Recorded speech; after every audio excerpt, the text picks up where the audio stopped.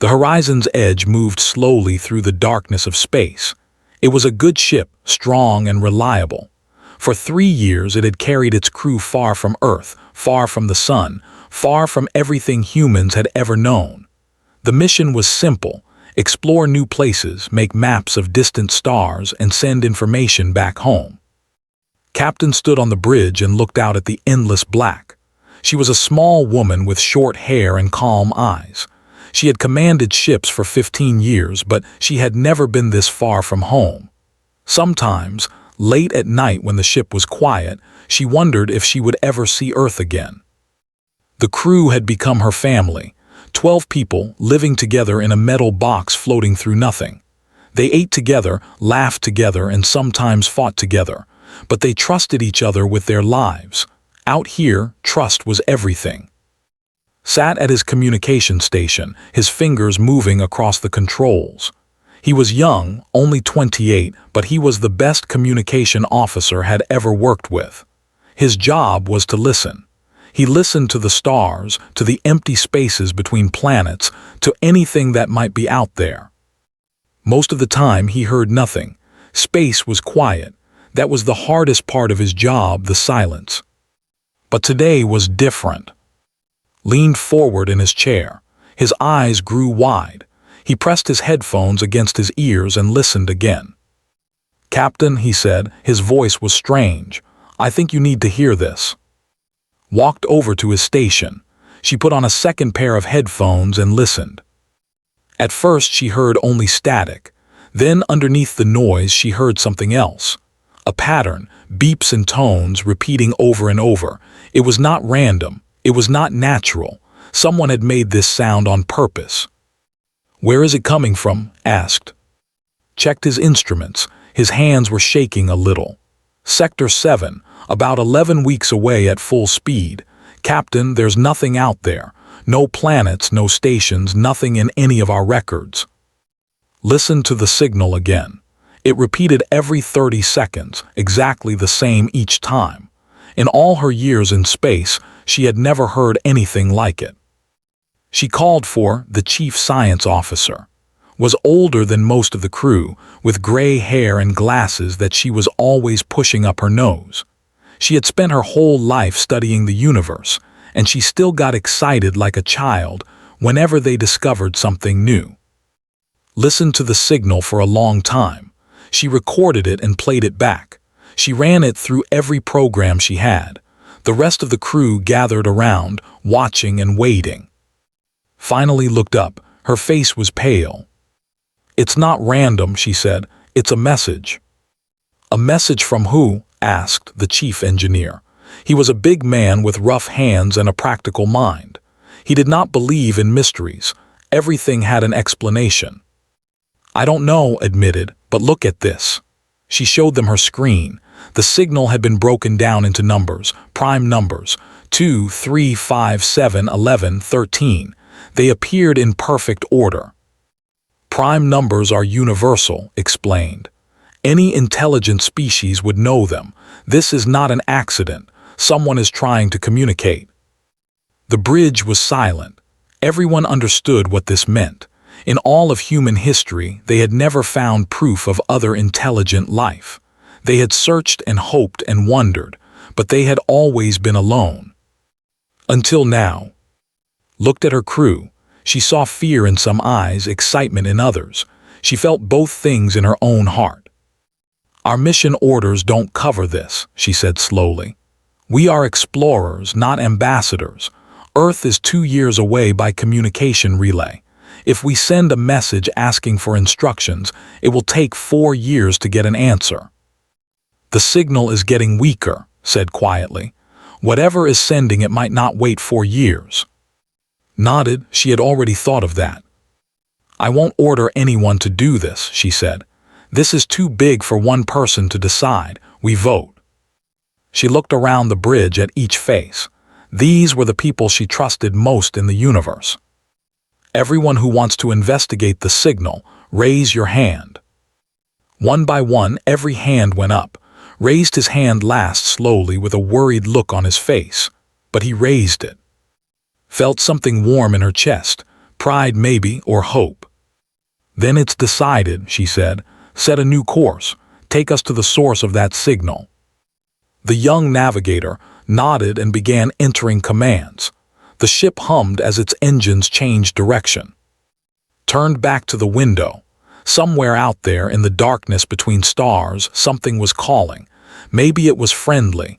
Maybe it was dangerous. Maybe it would change everything humanity knew about the universe. She did not know what they would find, but she knew one thing for certain: whatever happened next, they would face it together. The horizon's edge turned toward the unknown and began its journey into the dark. 11 weeks is a long time to think about the unknown. The horizon's edge flew through empty space, moving faster than it had ever moved before. The engines worked hard and spent most of his days checking them, making sure nothing would break. He loved machines. He understood them. They made sense to him in a way that mysterious signals from space did not. But even could not ignore what was waiting for them. The crew tried to continue their normal routines. They ate breakfast together in the small kitchen. They exercised in the ship's tiny gym. They played cards and told stories and pretended everything was fine. But everyone was thinking about the signal. Spent every day in her laboratory, studying the message. She played it over and over until she could hear it in her sleep. She looked for patterns, for meaning, for anything that might tell them what they were flying toward.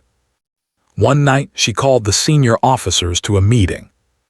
"I found something new," she said. She looked tired. There were dark circles under her eyes. Hidden inside the signal, there is another layer, another pattern. She showed them on her screen. Between the prime numbers, there were other sounds. Shorter, faster, almost hidden in the background noise. "What does it mean?" asked. Took a deep breath. "I compared these patterns to every language and code we know, human and computer. I found a match." She pressed a button. On the screen appeared a series of symbols that every spaceship crew knew by heart. "These are distress markers," said. "Universal emergency codes. The kind we use when a ship is in trouble. Someone out there is not just sending a message. They are asking for help." The room was very quiet. Was the first to speak. "So we are not walking into a trap. We are answering a rescue call."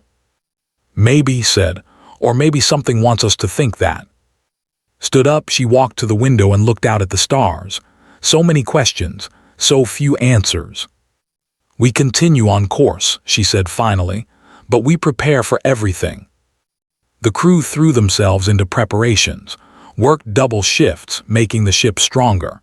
He reinforced the hull with extra metal plates. He checked the weapons systems 3 times. He stored emergency supplies in hidden places throughout the ship. The navigator planned escape routes. If something went wrong, they needed to know exactly how to run. She mapped every possible path back to human space. She calculated how fast they could turn around, how quickly they could accelerate away from danger. Doctor spent her time in the medical bay, preparing for things she had never seen before. She read every scientific paper about alien biology. There were not many. Most of them were just guesses. She gathered medicines and tools and hoped she would not need them. Minu, the security officer, trained the crew in combat. He was a quiet man who rarely smiled, but he was very good at his job. He taught them how to use weapons, how to fight in the tight spaces of a ship, how to protect each other. The pilot had the hardest time. She loved flying. She loved the freedom of moving through space. But lately she could not sleep. Every time she closed her eyes, she saw images of what might be waiting for them. Monsters, machines, things she could not describe. She did not tell anyone about her dreams. She did not want to seem weak, but noticed anyway. Good captains always noticed. One night found sitting alone in the observation room, staring at the stars. "Cannot sleep?" asked. Shook her head. "I keep thinking about what we will find." Sat down beside her. "I do too." "Are you scared, Captain?" Thought about the question. "Yes," she said honestly, But being scared is not bad. It means we understand the danger. Fear keeps us careful. What if we are making a mistake? Asked. What if we should turn back? Was quiet for a moment. Then she said, someone out there is calling for help. Maybe they are dangerous. Maybe this is all a trick. But what if they are really in trouble? What if they are dying and we are the only ones who heard them? She looked at, I could not live with myself if I turned away. Could you? Thought about it, then slowly she shook her head. No, she said, I could not. They sat together in silence, watching the stars go by. The weeks passed. The signal grew stronger as they got closer, reported that it was changing. The pattern was different now, faster, more urgent. It knows we are coming, said during one meeting. The signal is responding to us. How is that possible? Asked. I do not know, but something out there is watching. On the last day of the journey, gathered the entire crew on the bridge. 12 people stood together, looking out at the darkness ahead. In a few hours we will arrive, said. We do not know what we will find. We do not know if it is safe. But I want you all to know that I am proud of every one of you. Whatever happens next, we face it as a family. The crew nodded. Some held hands, some simply stood tall. Ahead of them, the signal called out across the void. And the horizon's edge flew on to answer it. The alien ship was beautiful and terrible. It hung in space like a sleeping giant. It was bigger than anything humans had ever built. Smooth curves and sharp angles met in ways that should not have been possible. The hull was dark, almost black, but there were patterns on it that seemed to move when you looked at them too long. Lights flickered along its surface, some steady, some blinking in strange rhythms, and even from far away the crew could see the damage, great holes torn in the metal, sections that were dark and cold, a ship that was dying. It is huge, whispered. She sat at the pilot controls, her hands steady even though her heart was racing. I have never seen anything like it. Nobody has, said. Her voice was full of wonder. We are the first humans to ever see an alien spacecraft. Tried every frequency, every communication method they had. He sent greetings in every language. He sent mathematical patterns. He sent music and images and simple sounds. The alien ship answered, but its messages were broken and confused. Bursts of noise that stopped and started. Tried to understand them, but they made no sense. Whatever was inside that ship was trying to talk, but it could not. They are in trouble, said. The signal is desperate. They need help now. Looked at the damaged ship. She thought about the rules. They were explorers, not soldiers. They were not trained for this. If something went wrong, no one would save them. But someone was calling for help, and she could not ignore that. I will lead a team inside, she said. Minyu, you are with me. Everyone else stays here. Keep trying to communicate. If you do not hear from us in 4 hours, take the ship and leave. His face went pale. Captain, I cannot just abandon you. That is an order, said. Her voice was gentle but firm. If something happens to us, the universe needs to know what we found here. Get back to Earth. Tell them everything. Nodded slowly. He did not like it, but he understood. The 5 team members put on their space suits. They checked their lights, their tools, their weapons. Nobody spoke much. There was nothing left to say. The small shuttle carried them across the gap between ships. As they got closer, the alien vessel seemed to grow even larger. Its surface was covered with symbols that none of them could read. Some of the symbols glowed faintly, as if they still had power. They found an opening in the hull, not a door exactly, more like a wound. Something had hit this ship hard. Inside, everything was strange. The walls were not flat. They curved and twisted in ways that made feel dizzy. Soft light came from the walls themselves, pulsing gently like a heartbeat. The air was thin but breathable. Their suits told them it was safe, but they kept their helmets on anyway. The gravity is wrong, said. She took a step and almost fell. The floor seemed to pull at her from different directions. It keeps changing. Stay close, ordered. Nobody goes anywhere alone. They walked deeper into the ship. The corridors were wide enough for 10 people to walk side by side. Everything was built for someone much bigger than humans. Touched the walls as she walked. I think the ship is alive, she said, or partly alive, biological and mechanical together. That is impossible, said. A week ago, aliens were impossible, reminded him. They found rooms filled with equipment they could not understand. They found storage areas with containers of unknown materials. They found a great hall with a ceiling so high they could not see the top. And then they found the bodies. At first thought they were statues, tall figures maybe 8 feet high lying on the floor. Their skin was dark and smooth like polished stone. Their limbs were long and thin. They had faces of a kind, eyes that were closed, mouths that did not move. Are they dead? Minyu asked. He held his weapon ready, but he did not know what to aim at. Knelt beside one of the figures, she checked it with her instruments. No, she said slowly, not dead, unconscious, hurt, but alive.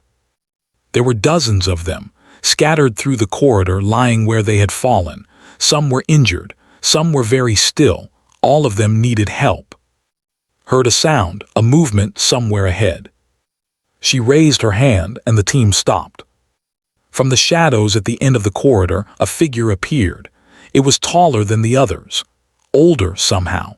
Its skin was marked with lines and patterns that might have been scars or might have been decorations. It looked at the humans. Its eyes were large and deep, filled with colors that did not exist on Earth. It was afraid, could see that clearly. It expected them to attack or to run or to do something terrible. Instead, slowly removed her helmet. The air was safe enough. She needed this being to see her face.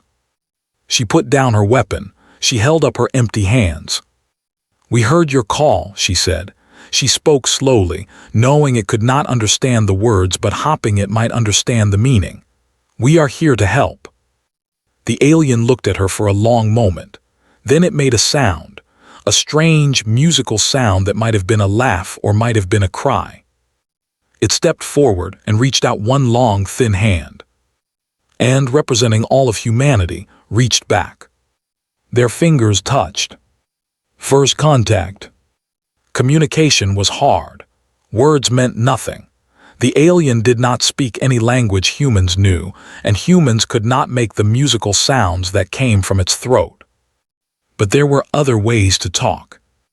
The alien, whom the crew started calling the Elder because it seemed to be in charge, understood pictures, drew simple images on a tablet, and the Elder drew back. Slowly, carefully, they began to understand each other. The Elder drew a circle, a planet. Then it drew flames around the planet. Then it drew the planet breaking apart. Felt cold. Their home world, she said. Something destroyed it. The Elder drew more pictures. Many ships leaving the broken planet. A great fleet running away from disaster. Then one by one the ships disappeared. Accidents, attacks, time. Finally only one ship remained. This ship. Counted the figures the Elder drew. 300. That was all. 300 beings, the last of their entire species. The Elder drew the ship again. It drew cracks in the hull. It drew the lights going out. It drew its people falling asleep and not waking up. Life support, said. He understood machines, even alien ones. Their life support is failing. They are running out of air. That is why so many of them are unconscious. The ship is putting them to sleep to save oxygen. The Elder looked at. It did not understand his words, but it understood his tone. It nodded, a gesture that seemed to mean the same thing for both species. How long do they have? Asked. Thought for a moment. I would need to look at their systems, but if I had to guess, maybe 3 or 4 days. After that, they will all die. The Elder watched them. It had seen its people survive for centuries. It had watched them cross the empty space between stars. It had kept hope alive through endless darkness. And now, at the very end, when all seemed lost, a ship had come. A small ship with strange creatures inside. Creatures with soft skin and short lives and technology that was simple and primitive. The Elder had expected many things when it sent the signal. It had expected silence. It had expected predators. It had expected anything except what actually came. These creatures had heard a call for help from someone they had never met. They had traveled for weeks to answer it. They had walked into an alien ship without knowing if they would survive. Why? The Elder drew a picture. It showed the human ship and the alien ship. It drew a question mark between them. Understood, why did you come? She took the tablet and thought for a long time. How do you explain kindness to someone you just met? How do you explain that helping strangers is what humans do? She drew a simple picture. A human figure falling. Another human figure reaching out to catch it. Two strangers but one helping the other. The Elder looked at the drawing. Then it looked at. Something changed in its eyes. Something that might have been tears. Turned to her crew. Can you fix their life support? Had been studying the ship since they arrived. He had looked at every system he could find. Their technology is more advanced than ours, he said. But the basic ideas are the same. Air, water power. They have the knowledge to fix it. They just do not have the materials anymore. They used everything they had a long time ago. But we have materials, said. Nodded, our spare oxygen tanks, our water reserves, our power cells. If we give them everything we can spare, it might be enough. What about us? Minyu asked. If we give away our supplies, can we still get home? Did the math in his head. It will be close, very close. We would have to ration everything. But yes, I think we can make it. The crew looked at each other. This was a big decision. They would be risking their own lives to save strangers, aliens they had just met, beings they could barely communicate with. Did not give orders this time. She just looked at her people and waited. Spoke first. I did not become a scientist to watch people die when I could help, give them what they need. Nodded. I can install human systems into their ship. It will not be pretty, but it will work. Who had been treating the injured aliens with whatever medicine she thought might help looked up. They are not so different from us. They feel pain. They feel fear. They deserve to live. One by one, every crew member agreed. Felt that warm feeling again, pride in her crew, pride in humanity. She turned to the Elder and made a gesture she hoped was universal. She pointed to the human ship, then to the alien ship, then brought her hands together. We will help you. The Elder watched her. Then slowly, it lowered its head until its forehead touched the floor in front of. It was the deepest bow she had ever seen. When it rose, there were definitely tears in its eyes. The work began immediately. Led teams back and forth between the ships. Human oxygen tanks were connected to alien systems. Power cells were wired into strange machines. Water was transferred. Food synthesizer patterns were shared, and slowly the dying ship began to live again. The unconscious aliens started to wake up. They were confused and afraid at first, but the Elder spoke to them, and when they saw the humans working to save them, their fear turned to wonder. For the first time in centuries, the last survivors of a dead world felt something they had almost forgotten. Hope. 3 weeks passed. The work was hard. Human and alien worked side by side, and even though they could not understand each other's words, they learned to understand each other. A nod meant yes. A shake of the head meant no. A smile meant thank you. Spent his days with the alien engineers. They showed him their technology and he showed them his. Their machines were beautiful and complex. His were simple and strong. Together they built something new, not human, not alien, something better. They invented their own language, technical words, numbers, diagrams. Found himself laughing with beings he could not talk to, sharing jokes through drawings and gestures. Doctor learned about alien bodies. Their blood was blue. Their hearts beat differently. But sickness was sickness and pain was pain.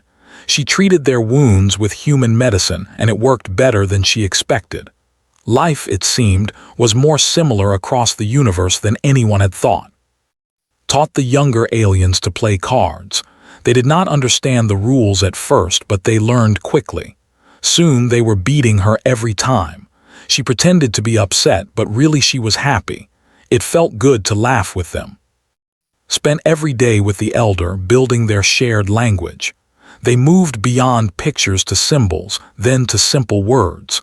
The elder was patient and clever. It wanted to understand, and more than that, it wanted to be understood. Through their conversations, learned the truth about the alien people. They called themselves They had lived on a beautiful world circling a bright star. They had built cities and created art and studied the universe. They had been peaceful. They had been happy. Then their star began to die. They had known it was coming for generations. They had prepared as best they could. When the end came, they put their people on ships and fled into the darkness.